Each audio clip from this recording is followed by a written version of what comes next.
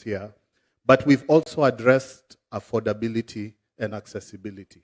And I'd like to thank our partners, both Spiro as well as KCB, because kuwasaidia katika uchumi wao.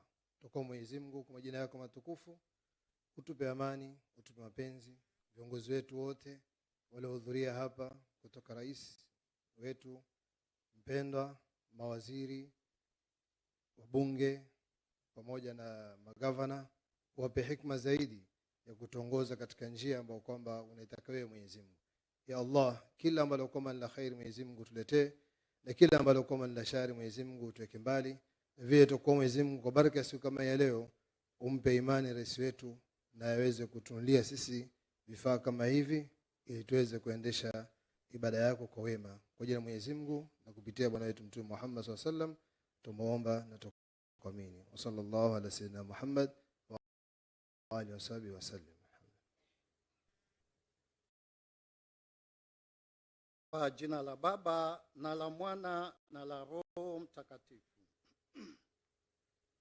E Mungu Baba Mwenyezi, uliye asili ya wema wote, tunakushukuru kwa kusanyiko hili.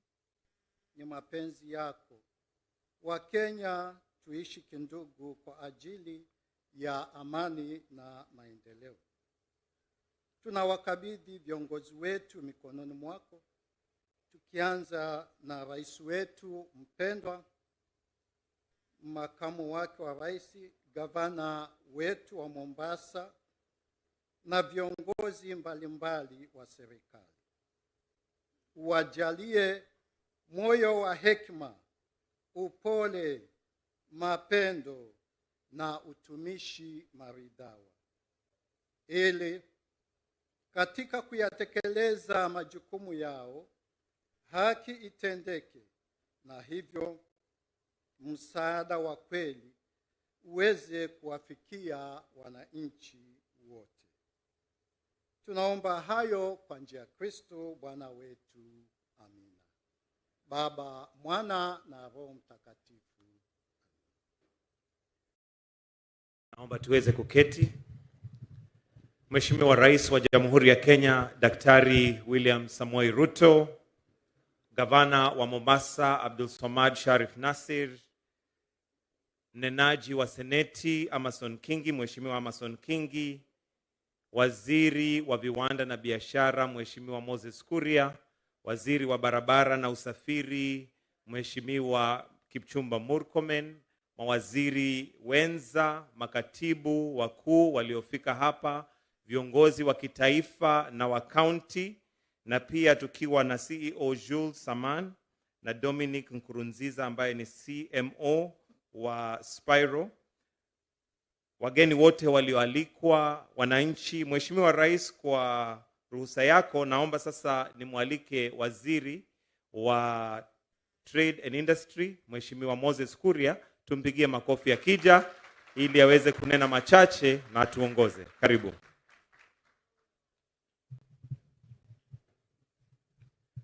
Mheshimiwa Rais wa Jamhuri ya Kenya, Mheshimiwa William Samoei Ruto, Gavana wa kaunti ya Mombasa Abdulswamad Sharif Nassir, mawaziri wenzangu, Waziri Murkomen wa uchukuzi na barabara, Waziri Mvuria wa uchumi samawati ama kitu kama hiyo,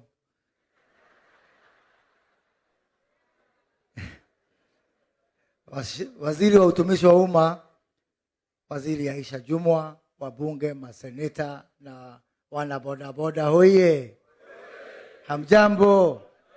Hamjambo tena. Mheshimiwa Rais, leo ni siku wa wale watu ambao mkubwa wangu anaitwa Ligiji anaitaga shareholders. Hawa ndio shareholder wa serikali yetu. Kama si kwa hawa, mimi sioni kama tungekuwa hapa siku ya leo mbele yenu. Na wana boda boda, leo ni siku yenu na mjisikie mkiwa na nguvu.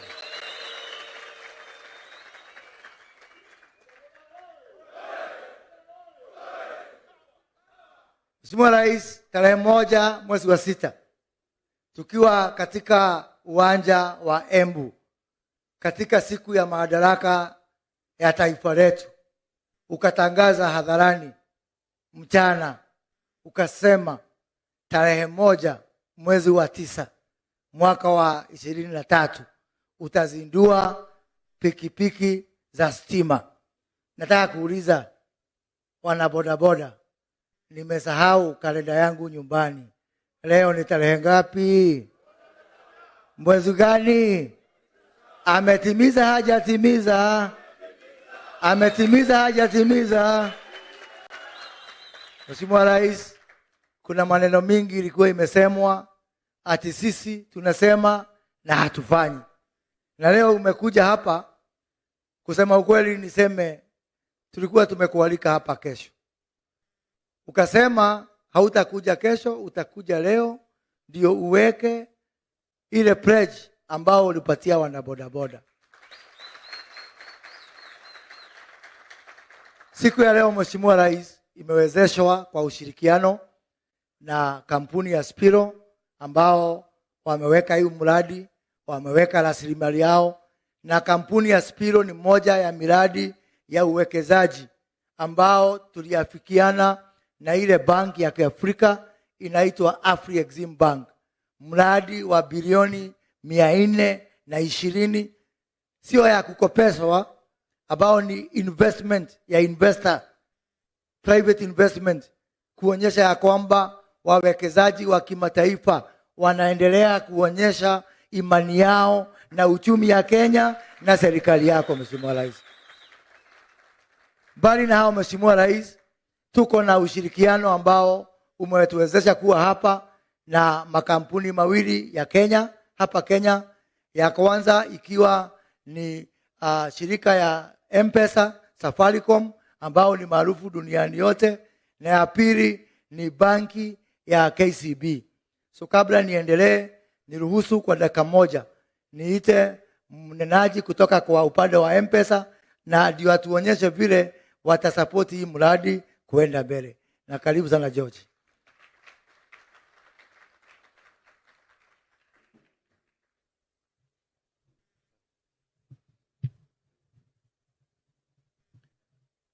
Your Excellency, Dr. William Ruto, the President of the Republic of Kenya, due to time, you will allow me to ride on all protocols. Hamjambo. Kwa kweli sitaongea kwa Kiswahili, lakini nimesomea hapa Kenya, naelewa Kiswahili, lakini nilikuwa nimeandika vitokezo zangu kwa lugha ya Kiingereza. Ni sawa? This is not just an exciting launch, Your Excellency and the team here, but it's actually a great milestone. Several organizations have come together to combat the challenges of climate change by use of technology and innovation. We've not only done that, and you'll hear how there are so many firsts here, but we've also addressed affordability and accessibility. And I'd like to thank our partners, both Spiro as well as KCB, because we can have such great initiatives, but if they are not accessible to the mwananchi, to the hustler, then it means nothing. If they are not affordable, then it still does not mean anything. But here we've brought technology together, the power of M-Pesa, the power of financial services, and the power of innovation to address this. When we think about what we've been able to achieve here today, and indeed, I know I'm not dressed in a blue reflector, lakini pia niko blue kama nyinyi.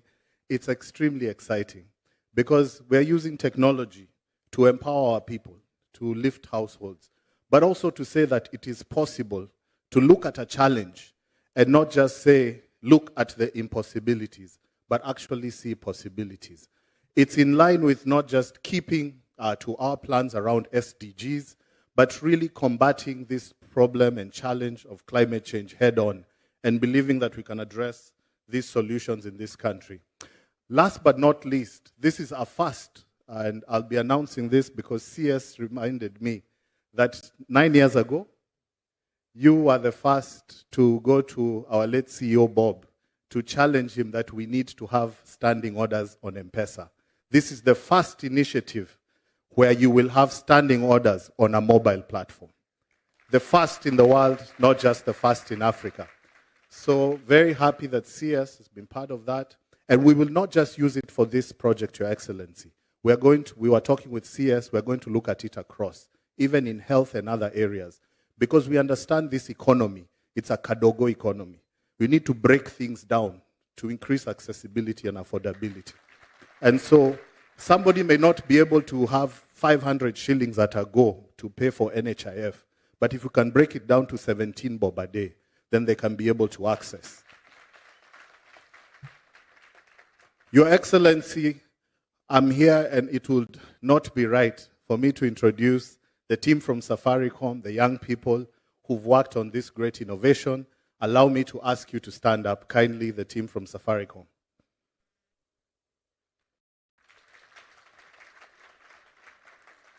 These are young developers, young product engineers. Your Excellency, you know we've worked with you on Hustler. We've worked on e-fertilizer. The other time I told you that the young people of this country, through the power of technology, are going to take Kenya to the next level. As Africans, you may be seated. Many times we say and see that we have many problems and challenges. But I see our problems and challenges as opportunities to actually use innovation, to use technology, to use our brains, to use creativity, to step up to the next level. This type of solution proves the power of innovation in Africa. It proves that we can actually do it. That when we think about all the various challenges we face, we should think about how we can address them.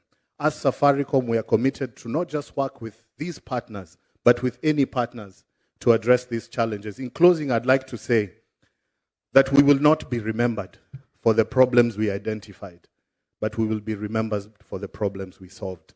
Thank you. Asante sana. Asante sana George. Mheshimiwa Rais, hili jambo la standing order kwa M-Pesa ni rekodi nyingine ya Kenya hii. Na sababu ameongea kizungu mingi, wacha nielezea watu wangu. Kwa hii standing order ni kusema tukikubaliana ile pesa unakatwa. Sio lazima ubonyeze ndio pesa ichukuliwe. Hata kama umelala inajiondoa yenyewe, my friend. Asubuhi ya pili unaamuka na uliza pesa ilienda wapi? Sio, ni ile boda yangu. Si hapo ni poa jameni? Si hapo ni poa? So kabla muende kujivijali, pesa kwanza ya boda boda iondoke, hiyo iondolewe mwenyewe. Na Mheshimiwa Rais, nishukuru watu wa M-Pesa, nimewasukuma sana. Miaka 9 tulipoanza huu mjadala with the late Bob Korimo, that our people, they may have the money or may not have the money, but let us do the remembering on their behalf. Hata kama wakisahau, tukumbuke. Kitabu cha pili cha Petero, mstari sura ya 1, mstari ya 12, inasema wakumbushe hata kama wanajua. Na hii standing order ndio njia ya kuwakumbusha. Hata kama wanajua kutumia teknolojia, tutafuata hiyo mstari ya Biblia na tuwakumbushe hata wakati wanajua na hata wakati wamelala. Mheshimiwa Rais, huu mradi pia umewezeshwa na banki ambayo imesaidia sana, banki ya KCB. Lakini kabla nimuite mkurugenzi mkuu wa banki ya KCB, sijui kuna kampuni nyingine hapa pia wanatoa mkopo kwa watu wa bodaboda kwa 60%, na najua wako hapa. Sijui kama wanataka kujitetea wakiwa upande huu ama sijui wale watu wako wapi. Usiseme sikuwapea nafasi, lakini kama hawa wako, wacha nichukue nafasi hii kumualika mkurugenzi mkuu wa shirika la KCB Kenya, Anastasia Kimtai, atuambie ni lipi ametuletea.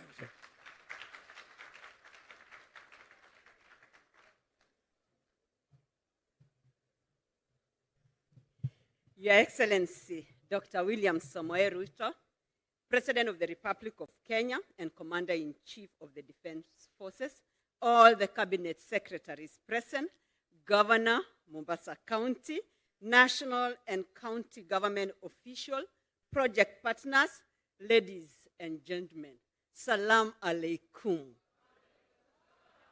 Thank you so much, Your Excellency. It gives us a great honor as KCB Bank to partner with you, and more specifically, a local bank that believed in your vision And we worked together even when other people could not see the light. And our commitment this evening, Your Excellency, is that we will continue working together to transform the lives of the people at the bottom of the pyramid.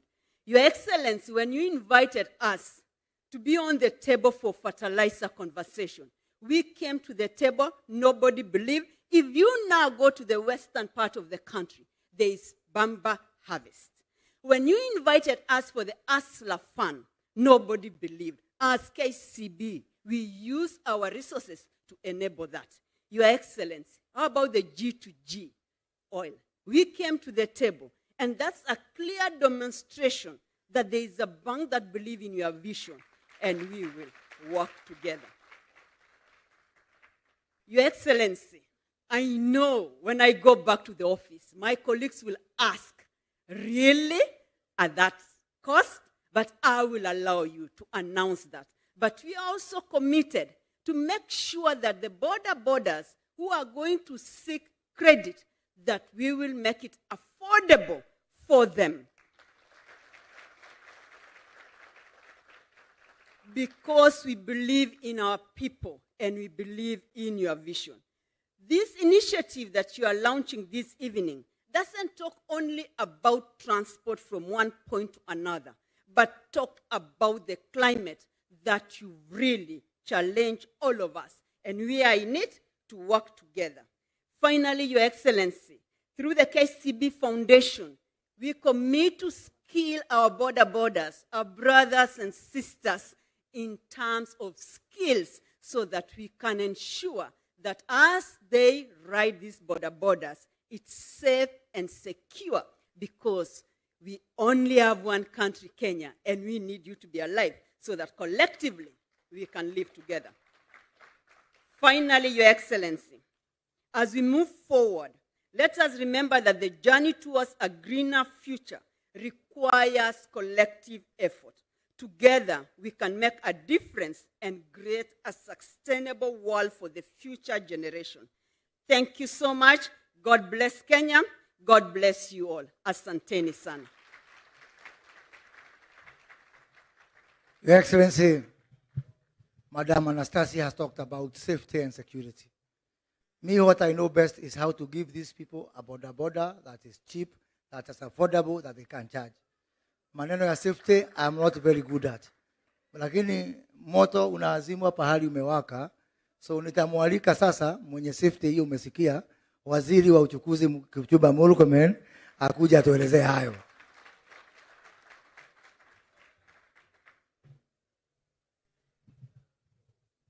Mheshimiwa Rais, mawaziri wakiongozwa na waziri mwenzangu Moses Kuria, viongozi wenzangu wenye wako hapa na wananchi wote, haswa wana bodaboda, amjambo. Amjambo tena. Mheshimiwa Rais, tuko hapa kwa hafla hii kusherekea ile tunasema hatua yenye tumefika tukipambana na ile janga ya climate change. Mheshimiwa Rais, wiki ujao wewe umepanga pamoja na marais wengine kutoka Afrika kwamba tutakuwa na mkutano mkubwa sana ya kuhamasisha watu na kuzungumzia mambo ya climate change. Njia moja ya kukabiliana na climate change ni kuhakikisha ya kwamba tuko na magari na bodaboda ambayo ni ya stima ama inatumia nguvu za umeme. Na ukiona ile kazi imefanyika hapa, ningependa kwanza kumpongeza ndugu yangu Moses Kuria na idara yake ya uwekezaji pamoja na wale wote wameshirikiana na idara hiyo kuhakikisha tumepata hizi pikipiki. Mheshimiwa Rais, wizara yetu ni ya bodaboda. In fact, at the bottom of the Ministry of Transport are bodaboda. Na tumekuwa wewe tumeshirikiana na wewe kwa hafla nyingi ya bodaboda, tukitafutia njia ya bima, mambo yenye yanahusiana na jinsi ambavyo tutaweza kuhakikisha kwamba kuna safety. Lakini zaidi ni kusema kwamba katika wizara yetu ni kufanya policy. Kazi ya Moses Kuria ni kutafuta investors. Policy ambayo tumeweka, Your Excellency, tuligazette a task force 2 weeks ago, ambayo kazi yake, hiyo task force sio ya wizara yetu peke yake. Kuna watu wanatoka wizara zote pamoja na county government. Kazi yao ni kuhakikisha ya kwamba tume-update ile inaitwa National Transport Policy, ndio tupate ile inaitwa e-mobility policy. Hiyo policy sasa ndio itaelekeza sisi kuona ni njia gani tutaweza kuenda kwa mambo ya charging, kama vile tunajua swapping stations, kwa mambo ya tutahakikisha aje ya kwamba yale mapikipiki ambayo sasa hivi yanatumia petroli itapenduliwa namna gani ifikie yale ambayo yanatumia umeme, na hawa wakina bodaboda watasaidiwa aje wakati tunasafiri kwa safari hiyo kutoka bodaboda ile inatumia petroli kufikia ile ya umeme. Mheshimiwa Rais, hiyo task force iko na siku 180 days, and we will have a new law and a new policy which will guide e-mobility. And perhaps, Your Excellency, I have no doubt in my mind, we will be the first country in the continent of Africa and in most developing countries to have the e-mobility policy and e-mobility law. And we will be the leading nation because you have positioned yourself and our country to be the leading nation on matters e-mobility. Hiyo ni kusema kwamba tutakuwa nchi ya kwanza kuwa na sheria na kuwa pia na ile policy ya kuhakikisha mambo ya e-mobility. Mheshimiwa Rais, ingawa tunasherehekea sana hivi, na ninataka kupongeza kampuni ya Spiro. Mheshimiwa Rais, nataka kupongeza KCB Bank, sio tu kwamba KCB wako kwa mambo ya bodaboda, lakini wanatusaidia pia sisi kwa mambo ya ujenzi wa barabara, na tunashirikiana pamoja, na ni furaha kwamba kuna mabenki kama hawa na wawekezaji wengine wa taifa letu ambao wanaweka msingi kwa mambo ya Wakenya. Mheshimiwa Rais, sio Safaricom peke yake imefanya hii kazi ya hapa. Ningetaka kujulisha pia kwamba sisi na Safaricom tunafanya pamoja kusaidiana. Ile nilitangaza hivi majuzi kwamba tunataka dashboard cameras and vehicle telematics. Your Excellency, we are waiting. The team from Safaricom are helping us to establish ways of monitoring our vehicles, and we have agreed with Safaricom that we will start with our high school buses to make sure that we give a model vehicles that are going to be able to be monitored by the government, but also by the schools themselves, to know how the cars are going to be driven and how our children are being carried. But even when we speak about these issues, Your Excellency, tunasema mambo mazuri, lakini niko na habari mbaya. Mheshimiwa Rais, tunapoteza watu 5,000 ambao umejulikana, watu 5,000 kwa maajali ya barabara. Na katika hawa watu 5,000 tunapoteza kwa ajali ya barabara, watu 3,000 wanachangiwa na sekta ya bodaboda. Kwa sababu tumepigana na road accidents kwa miaka mingi, wale ambao wako na magari, wale wako na matatu, wamezingatia zile kanuni ambazo tumeweka, na ile ajali za barabara zimepungua. Lakini kwa sekta ya bodaboda, tunapoteza wanabodaboda kila mwaka 1,500, na wao ni vijana ambao wako chini ya miaka 35.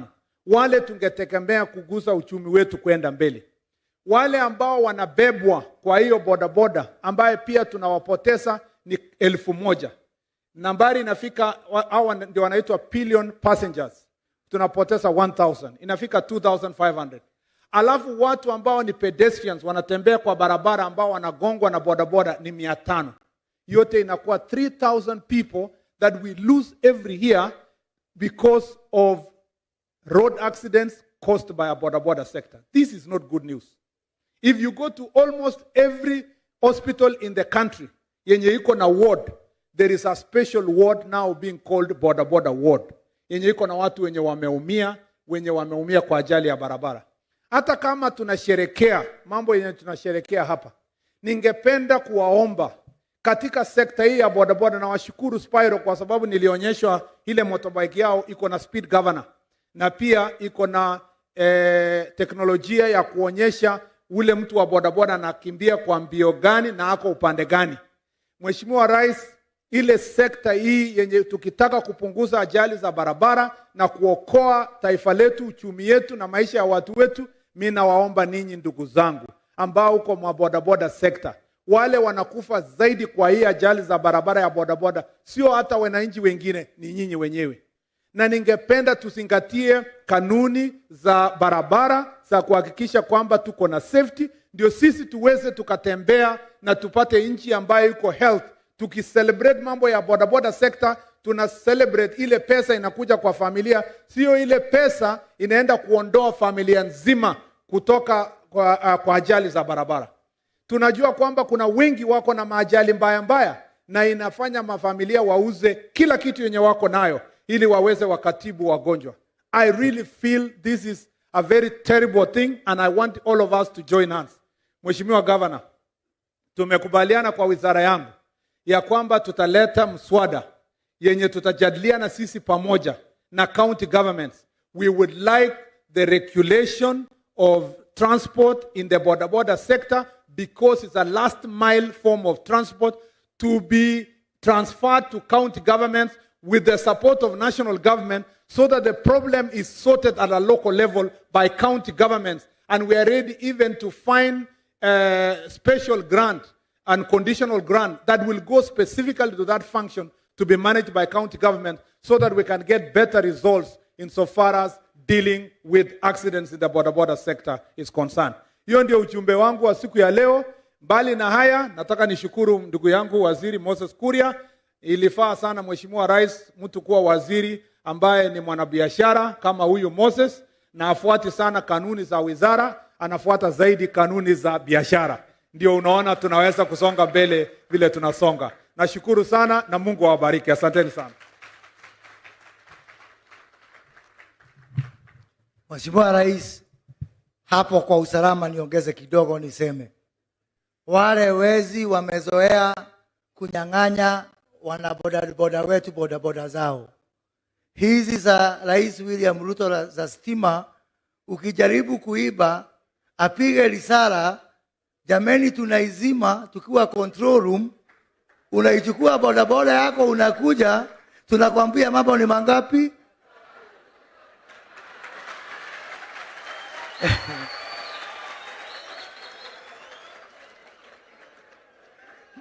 Nichukue hii fursa kumwalika, najua muda umetubana, lakini nisipomwalika dadangu Aisha Jumwa hapa katika hilo baraza la mawaziri, ile kisirani nitapata. Waziri Aisha Jumwa, karibu.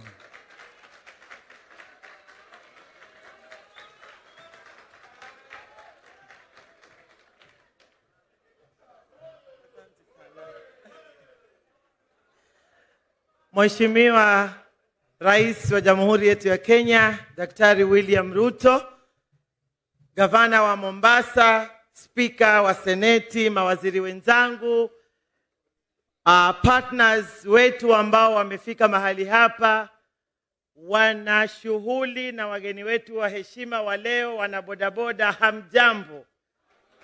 Hamjambo. Kwa sababu ya muda umeenda sana, mimi nataka nichukue nafasi hii nimpongeze Rais wa Jamhuri yetu ya Kenya. Na nimwambie rais wetu, usifanye kazi kutafuta kupewa sifa. Wewe fanya kazi, sifa zitakufuata. Hata wakikataa, sifa zitakufuata. Nataka niseme leo ndio ile siku. Kama wengi walivyokuwa wakisubiri wakisema haitawezekana, leo imewezekana. Mheshimiwa Rais, mimi furaha yangu kubwa ni kwamba pia sisi hatujaachwa nyuma. Tukiangalia hizi reflectors za blue t-shirts and caps, sisi pia tuko. Na mimi nataka niwapongeze sana. Hakuna kitu ambacho hakiwezekani. Kitu ambacho hakiwezekani ni kile hakijafanywa. Kwa hivyo mimi nataka niseme, Rais, unatenda yale yote ulioahidi, na mimi nafurahi kuwa associated na serikali yako, na pia ninafurahi kwa sababu ahadi zote ambazo umetimiza zimeendelea, ulizoahidi zimeendelea kutimizwa. Na hii ya pikipiki ya umeme tulikuwa tunaingoja kwa hamu. kama nilivyosema, ambalo haliwezekani ni lile ambalo halijafanywa. Hizi pikipiki zimeendana kabisa na ile shughuli kubwa ambayo rais wetu kuanzia siku ya Jumatatu atazindua rasmi ile conference ama summit ya tabia nchi, climate change. Kwa hivyo mimi nataka nimshukuru rais na nimuombee Mungu akupe nguvu, na pia vile vile nataka niwaambie hivi, mgema akisifiwa,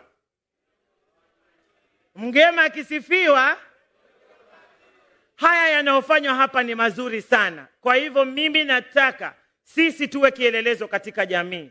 Tuhakikishe ya kwamba hizi bodaboda zimeleta natija, zimeleta manufaa zaidi kuliko madhara. Asanteni sana.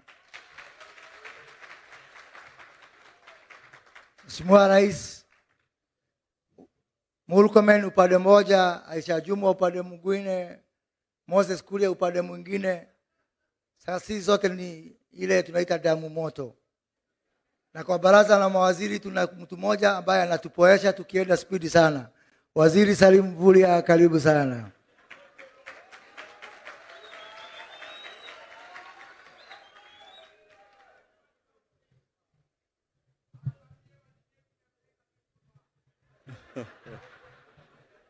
Mheshimiwa Rais Daktari William Samoei Ruto, mawaziri wenzangu, gavana na Mheshimiwa Spika, makatibu na viongozi, wanabodaboda na wananchi wote, asalamu alaikum. Bwana Yesu asifiwe. Mheshimiwa Rais, niruhusu tu kwa dakika moja niwasimamishe viongozi wa pwani wa tabaka zote, wale ma chairman, ma director, CASs, tafadhali tu msimame tuwatambue. Watu wetu wa chama, kila mtu asimame.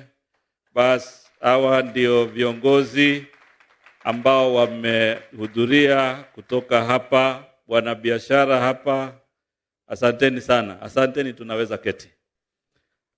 Mheshimiwa Rais, kwanza mimi nataka kuchukua tu nafasi fupi kusema karibu pwani na pongezi kwa hatua hii ya ubunifu kwa mambo ya bodaboda na sekta nyingi ambazo umeanzisha kwa muda mfupi.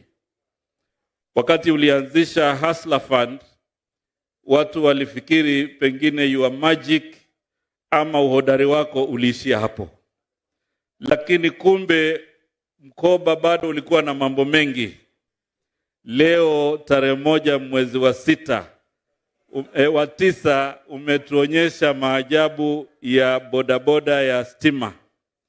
Na tunajua katika programu yako ya maendeleo bado kuna mengi. Yetu sisi muhimu ni kukuunga mkono, kushirikiana na wewe ili kuweza kufanikisha kila jambo.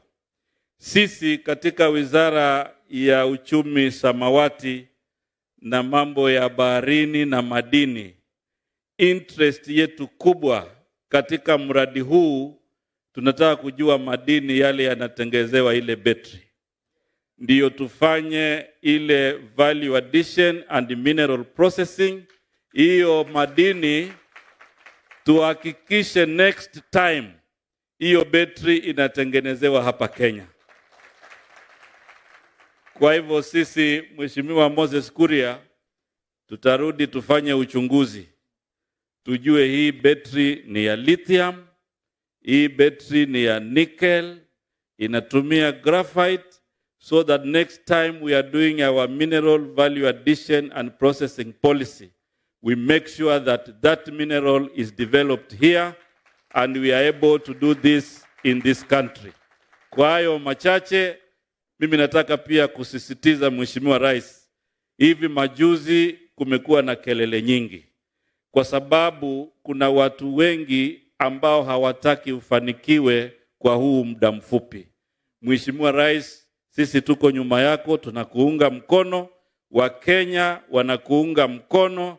Funga masikio, usisikize kelele. ile mambo ambayo umepanga kwa mpango wa Kenya Kwanza, tufanye kazi, tuinue uchumi wa Wakenya wote. Kwa hayo machache, asanteni na Mungu awabariki. Asante sana. Mheshimiwa, nikimalizia, Mheshimiwa Rais, sasa nitamwalika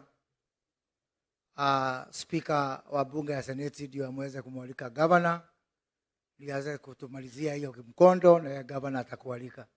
Lakini niseme Mheshimiwa Rais, hii mambo yote Kenya inawezekana kwa sababu ya kitu kimoja.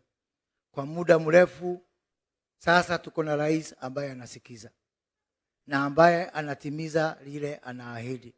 Yangu ni kusisitiza hapo, Waziri Mvurya amesema hawa watu kazana na wao macho kwa macho, omundu kumundu. Hawa makatel ambao wamezoea vijana wetu wabaki kwa umaskini miaka yote, ya kwanza nitakuachia wewe, ya pili nitakuachia wewe, ya tatu ikizidikana unione kando. Asante sana, Mungu abariki. Speaker King.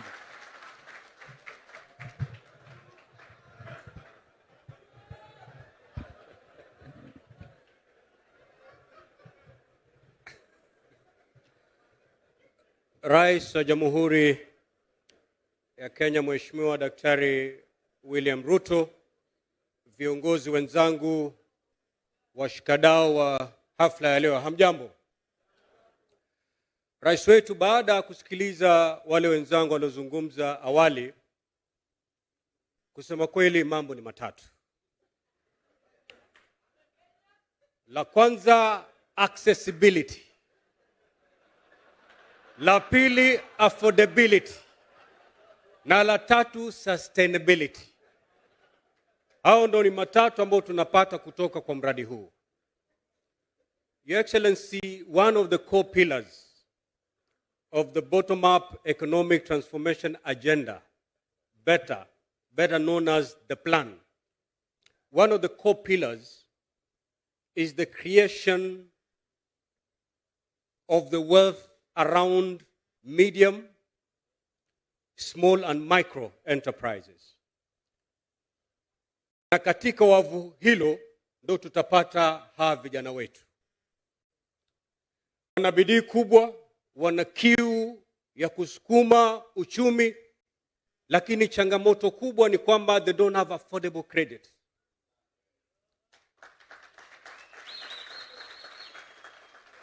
Today with KCB, they can be able to afford this machine.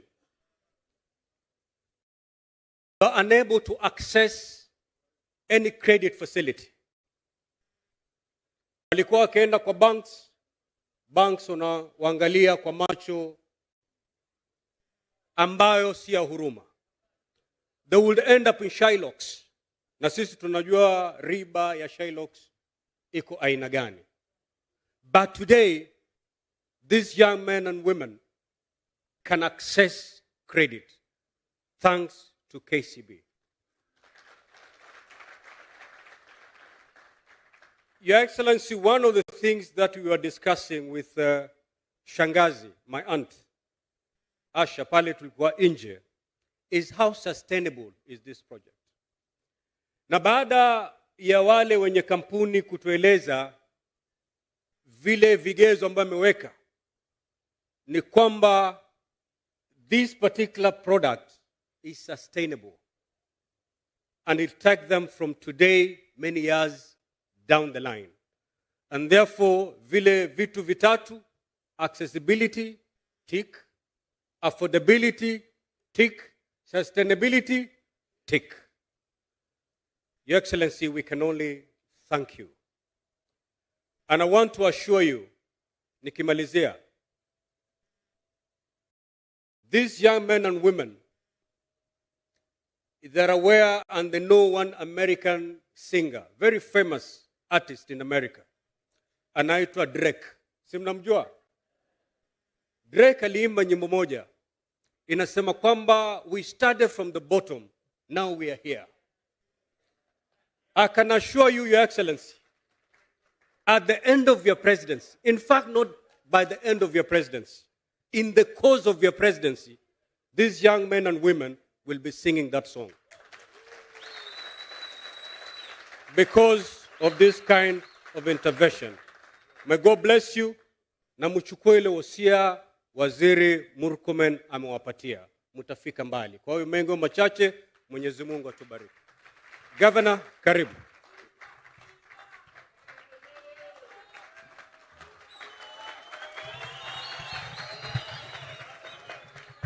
Asanteni. Salamu alaikum. Mungu yu mwema. Your Excellency, ukisikia fujo hawa jamaa ndio walinifanya mimi niwe gavana. Na nitaongea mambo yao nikimaliza. Lakini kwa sasa hata mimi pia unajua sasa hivi Kenya tunaenda mambo matatu peke yake. Hata mimi pia yangu si mengi, ni matatu peke yake. Ya kwanza mimi nilikunong'onezea Your Excellency. Nikakwambia ya kuwa hii mambo ya e-mobility ni lazima kuwe na national legislation, sheria. Na mimi nashukuru nimesikia Waziri Murkomen, he has taken the right step. Lazima kuwe na sheria ili iweze kuwachunga wale wenye fanya biashara na pia vile kuwachunga hawa waungwana. Kama serikali ya county sisi tuko tayari kuweza kuwasaidia. Kama kuna sehemu mnahitaji mambo ya charging stations na exchange stations, tuweze kuhakikisha ya kuziweko kwa wingi. Pia vile Your Excellency, hawa bwana, ili jambo limeweza kuanzishwa hapa Mombasa. Itakuwa ni jambo la aibu kama na sisi kama county 001 tutakuwa sio wenye kuendeleza mstari huu.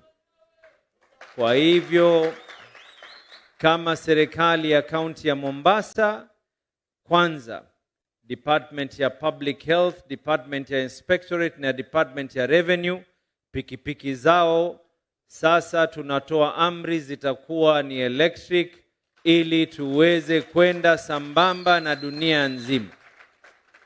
Pili, Your Excellency, mabwana, na mimi pia sijui niseme ya kwa na, lakini pia nikisema nisi vibaya, sio? Mabwana, Your Excellency, they made me who I am and I am forever indebted.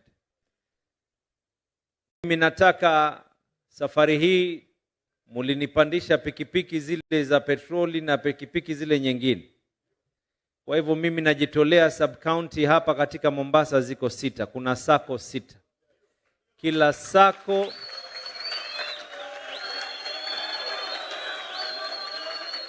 Kila sako Your Excellency tunapeana pikipiki hizi za electric 2 waweze kujianzisha.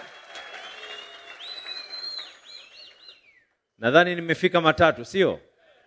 Nikiongezea hapo itakuwa nimezidi hata rais. Kwa hivyo mimi Your Excellency ni kutoa shukrani za dhati.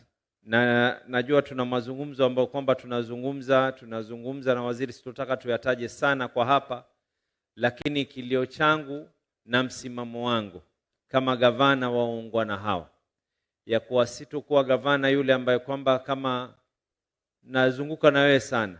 Kila unapokwenda unasikia kwa tunaomba hiki. Mimi nitakuwa ni gavana ambaye kwamba nataka kuacha rasilimali ya wana Mombasa iweze kuwafaa watu wa Mombasa. Kile tuombe tuweze kusimama kwa miguu yetu. Tutambae, tusimame, na mimi nina imani Your Excellency. Yale mazungumzo tutotaka tuyazungumze kwa sasa, lakini tuko siku. Uwanja huu Your Excellency. Hapa. Mimi niliapishwa hapa. Na hawa mabwana walikuja kwa wingi katika kiapo changu. Panapo majaliwa, ikifika mwaka 2027, panapo majaliwa, ya Mungu ni mingi. Na nikisema ya Mungu ni mingi, kuna na afya na uhai. Lakini kama kura niko nazo, tutarejea hapa kuweza kuapishwa tena. Lakini mimi nataka baada ya miaka 10 Your Excellency niwaachie watu wa Mombasa rasilimali yenye kung'arang'ara. Asanteni sana na mubarikiwe. Thank you very much, Your Excellency. And now, Your Excellency, I take the opportunity and pleasure to invite you kuweza kuzungumza na wana Mombasa na Wakenya kwa jumla, na kila siku kuna mpya, sijui leo itakuwa gani. Thank you very much. Asanteni sana, tafadhali tunaweza kuketi chini.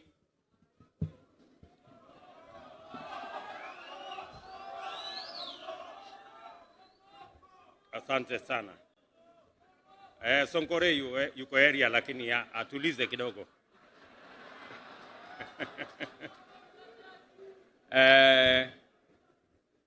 Ndugu viongozi wote wenzangu, watu wa Mombasa, wangwana wa boda, hamjambo. Ni furaha yangu kubwa sana kurudi hapa tena Mombasa. Mnajua mambo ni mangapi? Between the 4th and the 6th of September 2023, our country will have the honor of co-hosting the Africa Climate Summit with the Africa Union Secretariat at our capital in Nairobi. During this event, African and international leadership will gather to engage in robust deliberations with a view to making significant progress in formulating just, effective, and inclusive policies to combat climate change, thereby averting a global warming apocalypse. At the summit, we shall revisit various international instruments and commitments at the multilateral level in order to reach an understanding on the best ways of rallying together under a new compact aimed at achieving effective climate action on an ambitious global scale through a combination of social justice, economic transformation, and unprecedented investment in a just transition to net zero by formulating strategies for effective action and inspiring environmental and climate action leadership. Without a doubt, the time has come for Africa to add a firm, clear voice to the global climate change discourse and to provide leadership in effective climate action, as well as a new clean, green industrial revolution which delivers sustained economic transformation and shared prosperity for humanity, while facilitating the rehabilitation, recovery, resurgence, and resilience of the Earth's capacity to sustain life in its fullest diversity. As I have said before, Africa is stepping forward as a united continent and one people to lead the next phase of global development by offering its unique endowments of abundance in natural resources, youthful and highly skilled human capital, and peerless green energy potential in the service of a new industrial age.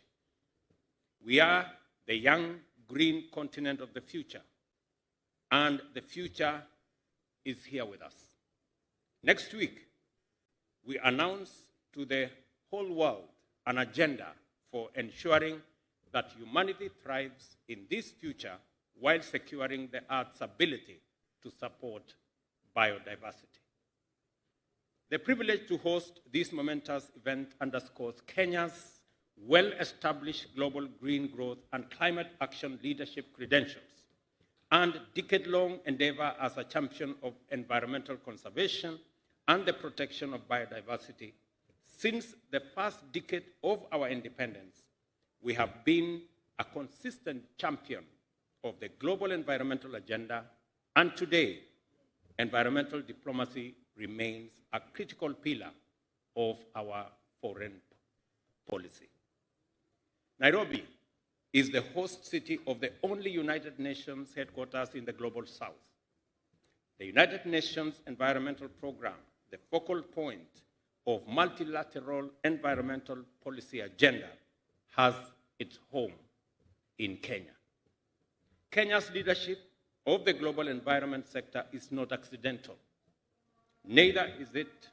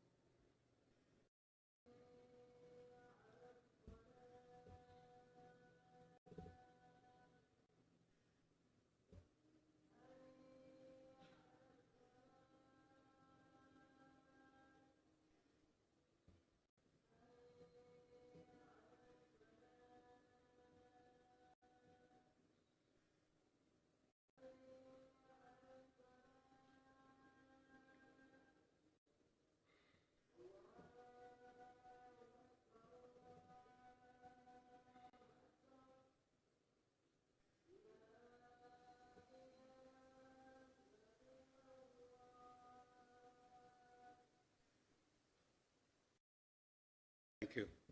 Let me take that again. Kenya's leadership of the global environmental sector is not accidental. Neither is it restricted to the international arena.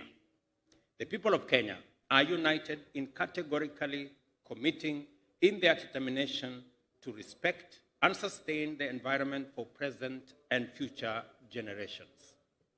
The constitutional commitment in Article 16.1(a) mandates the state to ensure the sustainable exploitation, utilization, and management of the environment, while under Article 69(1)(g), the state is further mandated to eliminate processes and activities that are likely to endanger the environment. Further, our National Economic Development Blueprint Vision 2030 sets out Kenya's ambition to transform into a highly industrialized middle-income country, providing a high quality of life for all its citizens by 2030 in a clean and secure environment. In short, a strong commitment to the environmental sustainability as an essential feature of Kenya's national identity and a fundamental element of the National Development Agenda is firmly in our Constitution. This is why our bottom-up economic transformation agenda explicitly plugs into global environmental and climate change agenda through the bottom-up 3P agenda, which commits us to attend simultaneously to the people's well-being, the planet's ecological vibrancy, and the capacity of enterprises to generate profits sustainably. We take our commitments under the United Nations Framework Convention on Climate Change very seriously. Therefore, we remain firmly on course to meet the pollution reduction targets under the Paris Agreement. We are also taking decisive steps in our shift to zero emissions. As pertains to the environment, climate action, and ecological responsible industrialization, Kenya is in it for Kenya, for Africa, and for the world. We are doing it for our citizens and also for humanity. For this reason, we have designed and designated a Ministry for Environment and Climate Change to undertake the National Climate Action Plan in order to facilitate the achievement of our national environmental, biodiversity, and climate change imperatives, including under our nationally determined contributions. We are committed to enhancing our climate action by adopting low carbon and efficient transportation systems through the application of innovations, including clean, efficient, and sustainable energy technologies.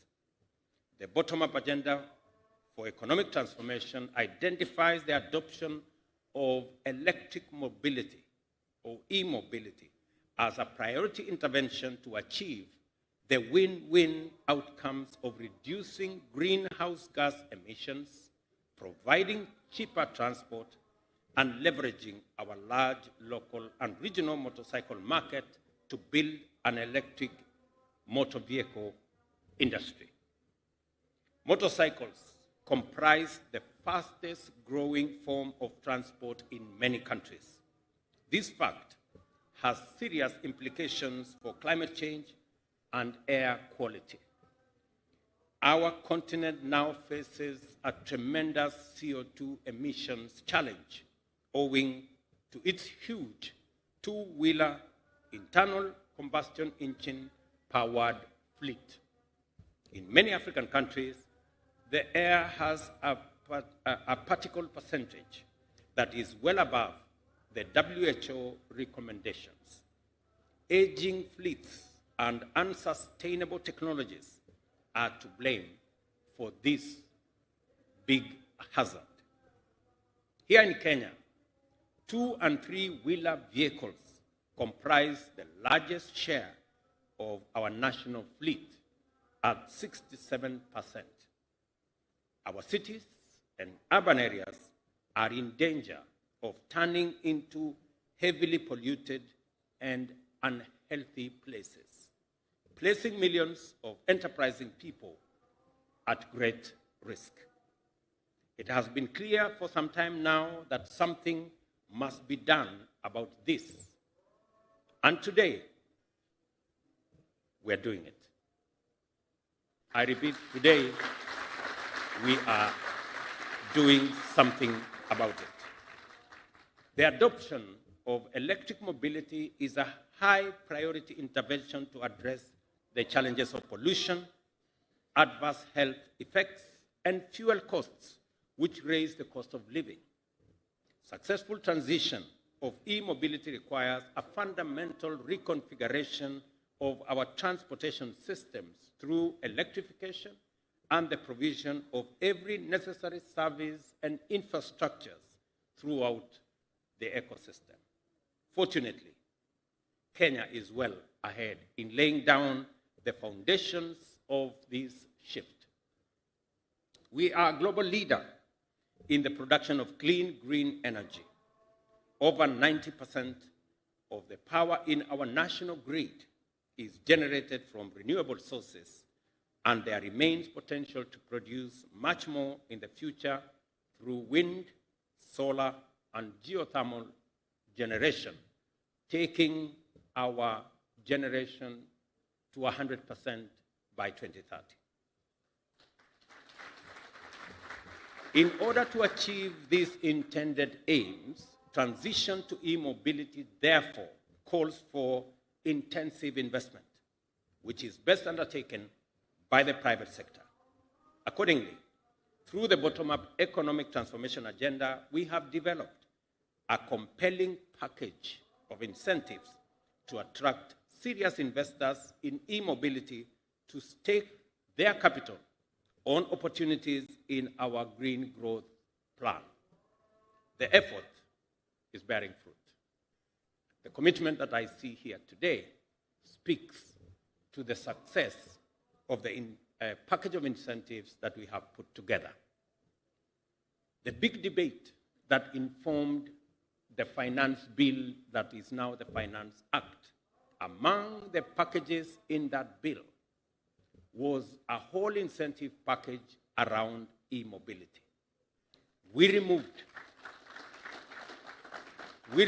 taxes on components that would help us put together motor vehicles that use electricity. We also removed taxes on charging infrastructure. We also removed taxes on batteries and all components for purposes of e-mobility. This is among the package that we put in our finance bill, and I am very proud that the Parliament of Kenya passed it, and we are now rolling out the benefits of that bill. Let me say this.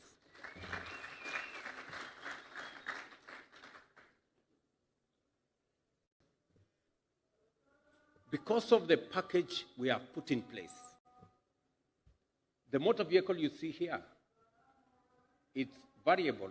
Today in Kenya, costs 200, the motorcycle here, today in Kenya, it costs anywhere between 275 and 300,000. But because of the actions we have undertaken, this motor vehicle is now going to sell, this motorcycle now is going to sell not for 270,000, but for 160,000.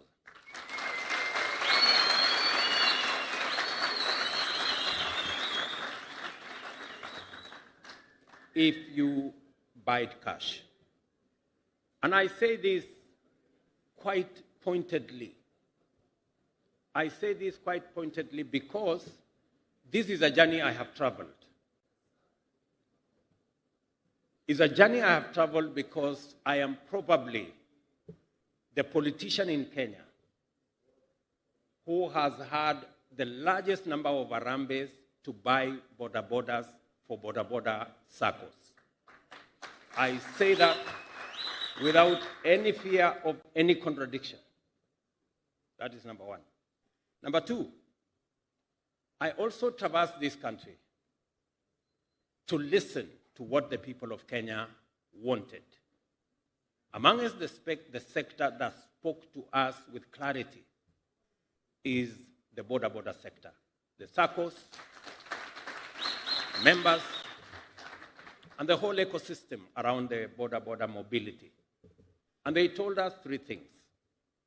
Number one, they told us a motorcycle that ordinarily costs 130,000 ends up costing them 300,000. And they explained to us that there were people in that space who are doing business, and we respect tremendously what they have managed to assist us. Today, we have close to 2 million motorcycles in Kenya. They're doing a good job, and we want to thank those who came ahead of us. But increasingly, it was becoming expensive, difficult, and that is why many people in the border sector ended up in CRBs and other places. So today, because of the policy interventions that we have put in place, because of the fiscal reliefs that we have put in place, this electric motorcycle has not only come down in terms of price from what it would cost to what it will cost now.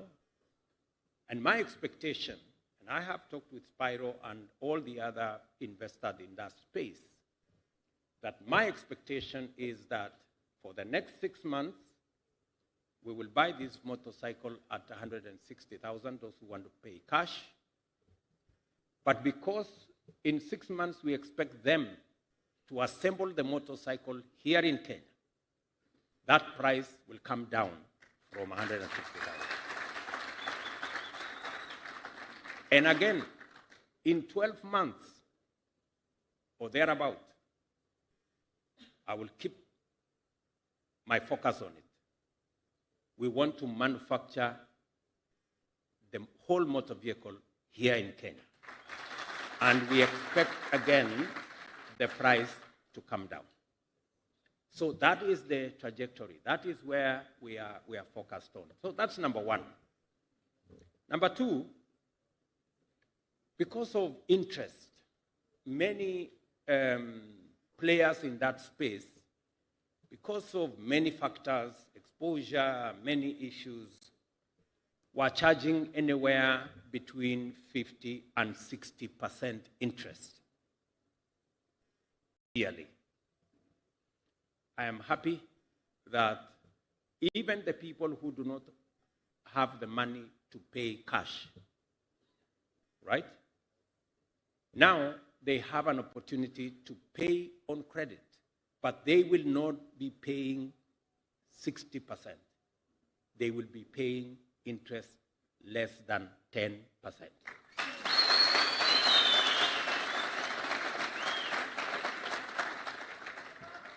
So this motorcycle, that is 160,000, if you pay on time, it will cost you a total of 190,000 or something below 200,000. After 3 years, that is all the money you will pay. The figure of 300,000 for a motor vehicle of 130,000 is no longer applicable. So instead, because many of the border people told me that they were being asked to pay between 400 and 500 shillings every day. Now this will cost you less than 200 shillings, maybe 100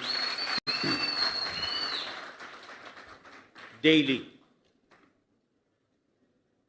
Let me tell you another good story, right, about e-mobility. The other good story about this e-mobility is that the battery that you will use is going to cost you half the fuel that you would use. For 70 kilometers, you will only pay 215 shillings. If you were to put fuel, you would need 400 shillings. So again, it is cheaper to operate this motorcycle than it is to operate the other one. So you not only get a good deal both ways, you also get to operate it much more cost effectively. And number three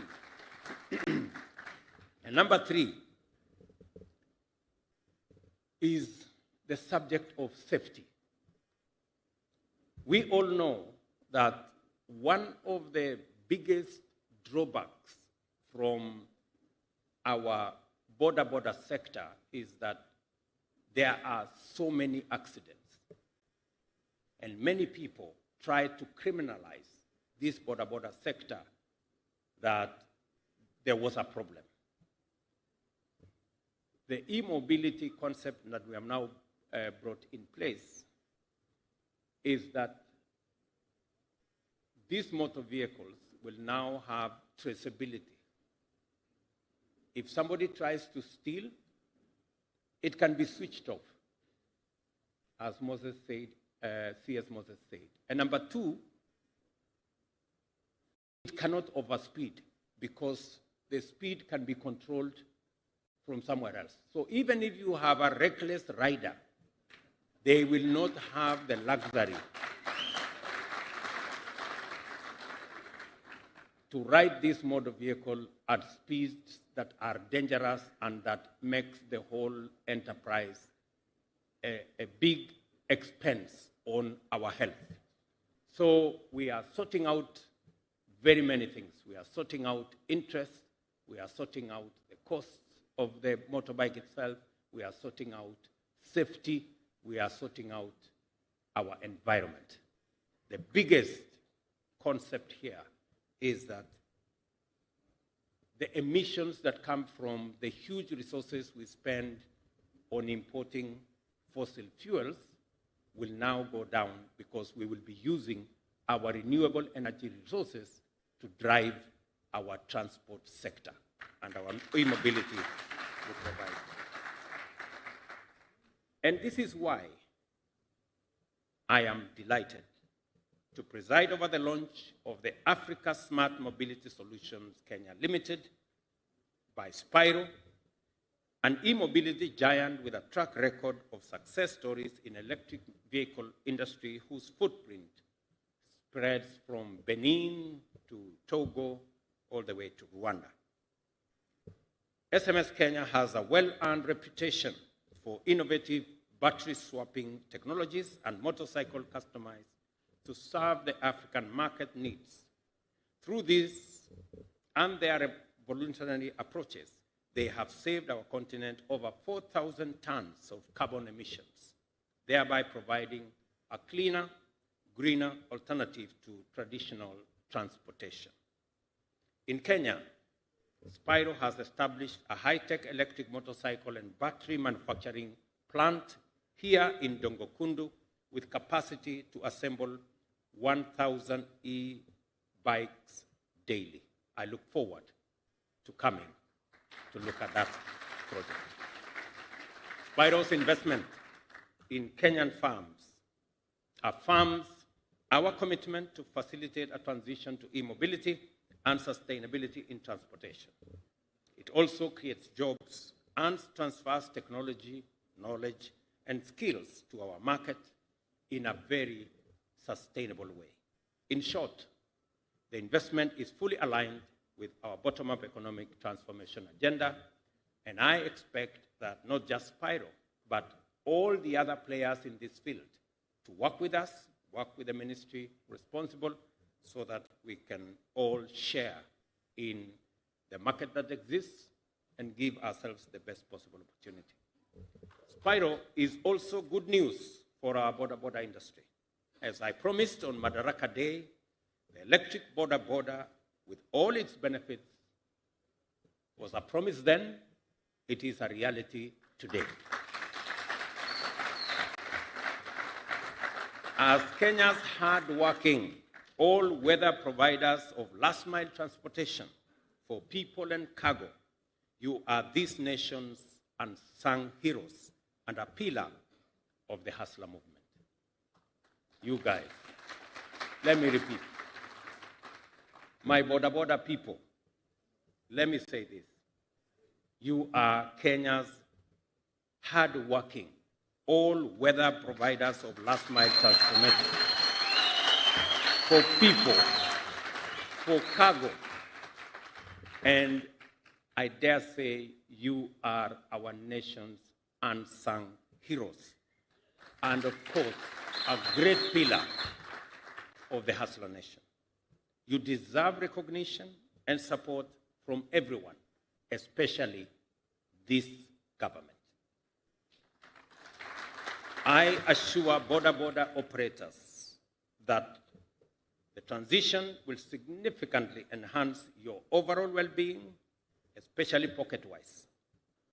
Electric bikes are cheaper to run than their petrol counterparts by far.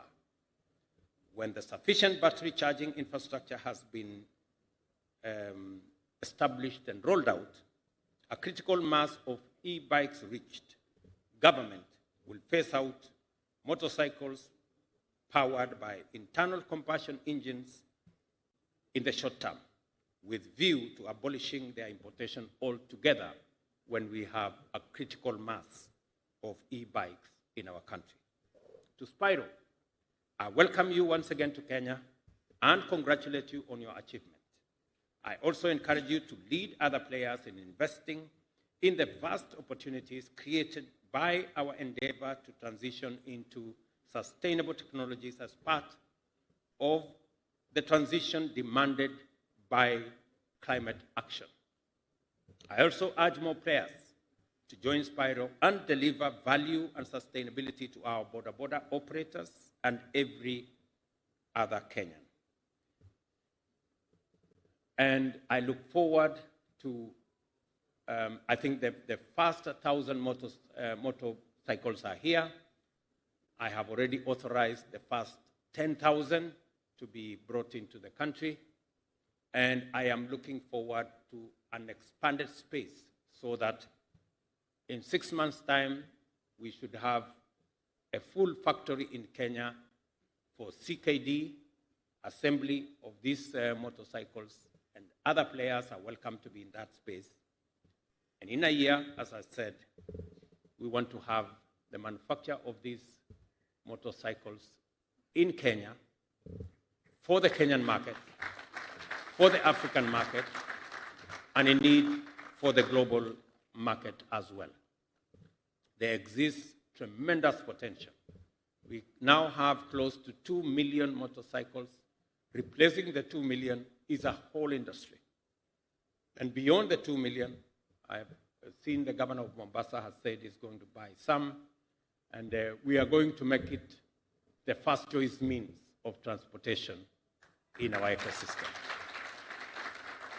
So I am really proud of our partners. Kenya Commercial Bank. Let us clap for this great bank. Kenya Commercial Bank has done the unimaginable. They have agreed to lend to the border sector at single-digit interest rates. That is tremendous confidence, not just in the border sector, but also in our country. Many other banks, Equity Bank, Cooperative Bank, Family Bank, and others have worked with us, build a lot of confidence around our economy, and I want to congratulate all the other banks that are partnering with us in making sure that we deliver the Kenyan vision, the transformation of our country. That is our collective responsibility as a nation. And in conclusion, let me conclude by saying, asanteni sana, vile nimesema. Ni kwamba niliwaahidi, nilitembea Kenya, na nikasikiza ndugu zangu wa bodaboda. Wakaniambia ya kwamba wanalipa interest 60%. Kwa sababu pikipiki ya 1,130 wanaenda kulipa baadaye shilingi 1,300. 1,320. Oh, nimesahau 20. 1,320. So leo tunapindua mambo kwa sababu niliwaahidi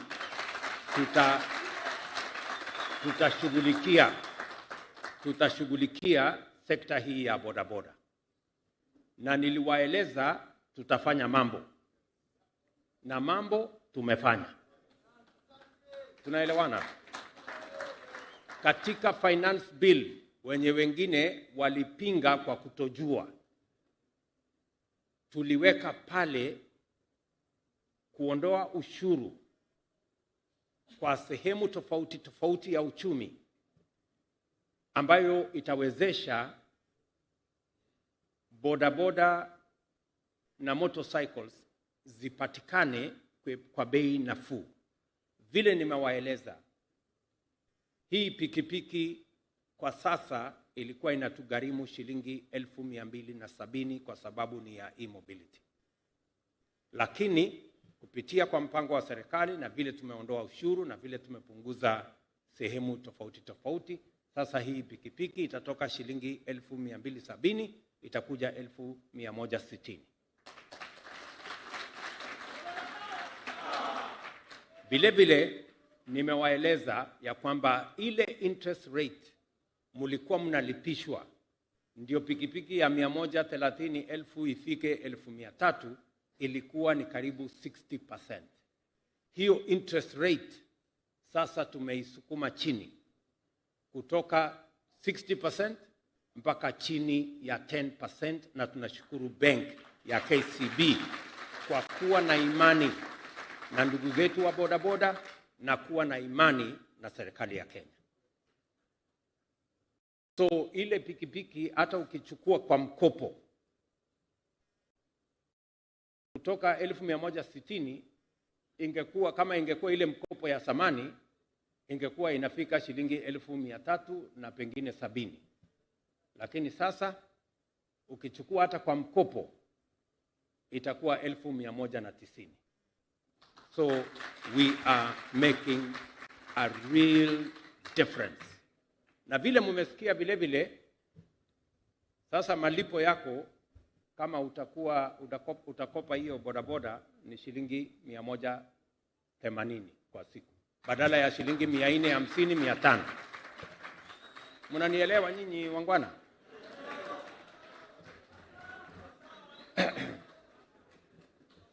Na tena tumesema pale wakati ulikuwa unalipia petroli pengine shilingi 300, shilingi 400 kila siku, sasa kubadilisha betri ya hii pikipiki yenu sasa itakuwa bei nusu ya ile mlikuwa mnalipa ya petroli. So mambo iko sawa, nyinyi mjipange. Sasa kila mtu atakuwa na kakitu kwa mfuko, si ndio? Na mtajipanga hapo. Ya mwisho vile vile tumesema hii pikipiki imekuwa ni sekta ambayo, bodaboda imekuwa ni sekta ambayo iko na ajali nyingi. Umesikia vile waziri amesema, kati ya ajali 5,000 Kenya, ajali maafa 5,000, 3,000 inatokana na pikipiki. Na sana sana ni kwa sababu ya pikipiki zinazoendeshwa kwa kasi. Sasa hii pikipiki tutakuwa tuna regulate speed. Hata ukiwa mjeuri kiasi gani, utaisukuma haitapita 60 kilometers per hour. Tunaelewana bana? Sasa mambo itakuwa taratibu. Mambo itakuwa taratibu. Mbio, kasi na kuleta ajali tutaifungia. Ama namna gani? Tuko pamoja? Kuna mtu wa bodaboda anapinga kweli tupunguze ajali? Kuna mtu anataka ajali iendelee? Kwa sababu hiyo ajali inaumiza watu, watu wanakufa, wengine wanavunjika, ina madeni hospitalini, tunajaza watu mpaka kuna ward ambaye kwa kila hospitali kuna ward inaitwa ya bodaboda. Watu wamevunjika miguu, mwingine amevunjika kichwa, mwingine amegongwa mahali fulani. So hiyo maneno sasa tusimamishe. Hiyo kama tunakubaliana jameni. Tupunguze speed ama mnasema iendelee ile mambo ya zamani. So haya mambo yote tutayashughulikia, na sasa tuko na nafasi ya kuhakikisha kwamba sekta ya bodaboda inatusaidia kusafirisha wananchi, kusafirisha mizigo bila ajali, kwa bei ya chini na bila kuharibu hewa ya nchi ama environment ya taifa letu. So it is, I think we can call a triple win if there was anything like that. So nikimalizia katika jambo hili, nafikiri tumekubaliana na sote tutashirikiana. Nataka niwaambie watu wa Mombasa, mimi nitarudi hapa hivi karibuni kwa sababu tuko na mpango na county government yenu ya mambo ya affordable housing. Hapa katika mpango yetu tuko na ujenzi wa nyumba 15,000 ya kwanza hapa Mombasa. Na ni kwa sababu katika mpango yetu ni kupanga ajira ya vijana wa taifa letu. Hizo nyumba 15,000, mimi nahitaji vijana karibu 30,000 watakao tusaidia kufanya hiyo kazi. Vijana wa Mombasa mko? Hiyo kazi mtafanya?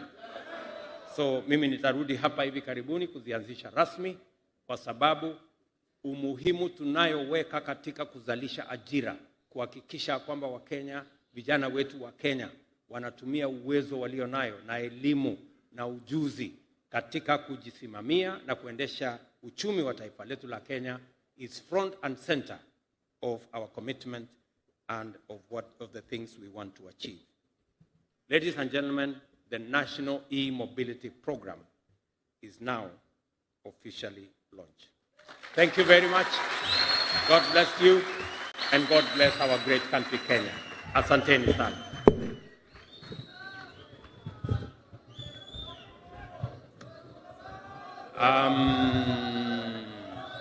Hapa tuko na wabunge wengi na tuko na viongozi wengine wengi na ma-PS na tuko na Sonkore. So lakini sisi wote ni jeshi moja. Asanteni sana, tunawapenda sana na tunawatakia baraka ya Mungu. Thank you very much.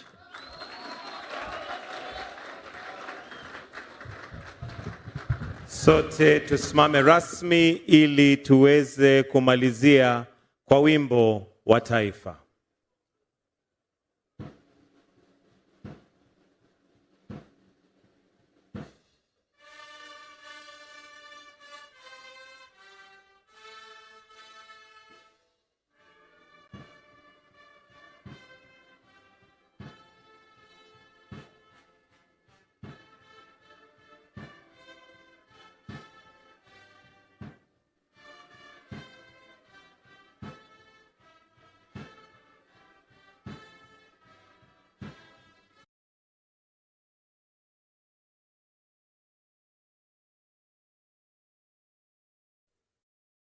kuweze kutulia, tumruhusu rais aweze kutoka.